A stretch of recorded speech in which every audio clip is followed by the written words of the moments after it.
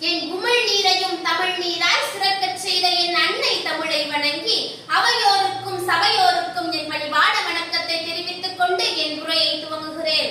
அன்னை தமிழ், ஆசை தமிழ், இசை தமிழ், ஈகை தமிழ், உண்மை தமிழ், ஊக்கம் தமிழ், எனில் மிக்க தமிழ், ஏற்றம் தமிழ் என்று தமிழை ஏணியில் ஏற்றி வைத்து அழகு பார்த்த தென்னாட்டு பெனாட்ரா பேரறிஞர் அண்ணாவை பற்றி பேச வந்திருக்கிறேன். தமிழன் தடிக்கு விழும்போதெல்லாம் தன் அடுக்கு மொழி பேச்சாள் மீசை முறுக்கி என செய்த எழு ஞாயிறு பேரறிஞர் அண்ணா. காஞ்சி தமிழரின் மானம் காத்த இடம் மட்டுமல்ல, தமிழின் மானம் காத்த இடமும் கூட.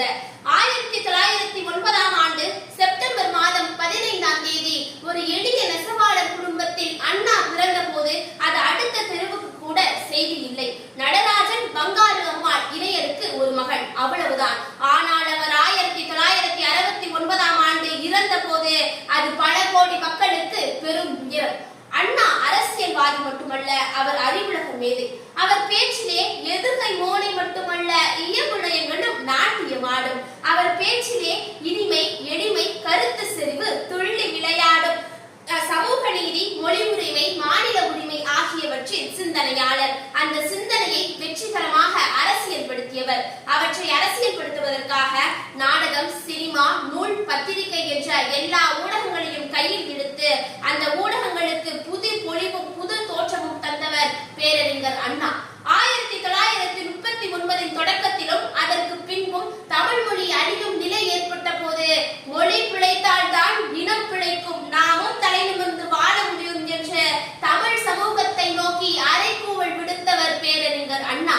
தென்னாட்டு பெனாட்ரா என்ற பட்டம் யாரால், எப்போது, எதற்காக தரப்பட்டது தெரியுமா? அன்றைக்கு நாடக கலையை பற்றி பேசும் போதெல்லாம் அன்றைக்கு இருந்த மெத்த படித்த ஆங்கில மேதாவிகள் எல்லாம் நாடகம் என்றால் அது பெனாட்ரா தான் என்றும், தமிழில் நாடகம் கீடகம் எல்லாம் போடலாம், பெனாட்ராவுக்கு எங்கே செல்வது, திருடத்தான் வேண்டும் என்று கேலியாக பேசிக் கொண்டிருந்தனர். கல்கி அவர்கள் அண்ணாவின் ஓரிரவு என்னும் நாடகத்தை பார்த்துவிட்டு வியந்து மெய்சிலிர்த்து இதோ ஒரு தென்னாட்டு பெனாட்ரா கிடைத்து விட்டார் என்று கல்கியினால் பேரறிஞர் அண்ணாவிற்கு ஓரிரவு என்னும் நாடகத்தினால் தரப்பட்ட பட்டமே தென்னாட்டு பெனாட்ரா என்பது. சமுதாயத்திற்காக உழைக்க வேண்டும் என்று ஆர்வமுடன் இருக்கும் மாணவர்கள் கிராமப்புறத்திற்கு சென்று அங்குள்ள மக்களுக்கு அறிவு புகட்ட வேண்டும் என்பதே பேரறிஞர் அண்ணாவின் பெரும் ஆசை. கடமை, கண்ணியம், கட்டுப்பாடு என்ற தாரக மந்திரத்தை தமிழ் மண்ணில் விதைத்தவர் பேரறிஞர் அண்ணா. மாற்றான் தோட்டத்து மல்லிகைக்கும் மனம் உண்டு என்பது போல மாற்றானின் சிந்தனைகளுக்கும் மதிப்பளித்தவர் பேரறிஞர் அண்ணா.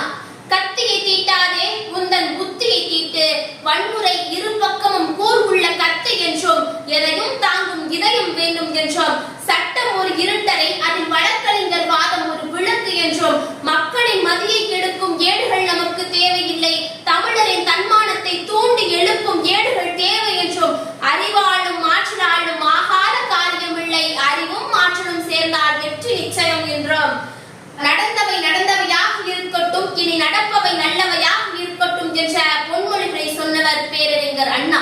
குள்ளமான உயரம், உயர்வான சிந்தனை, கரைபடித்த பற்கள், கரைபடாத கரங்கள், இவைதான் அண்ணாவின் அடையாளங்கள் என்று சொல்லி நல்வாய்ப்பிற்கு நன்றி பாராட்டி விடுகிறது. நான் உங்கள் நாகை கோகிலா.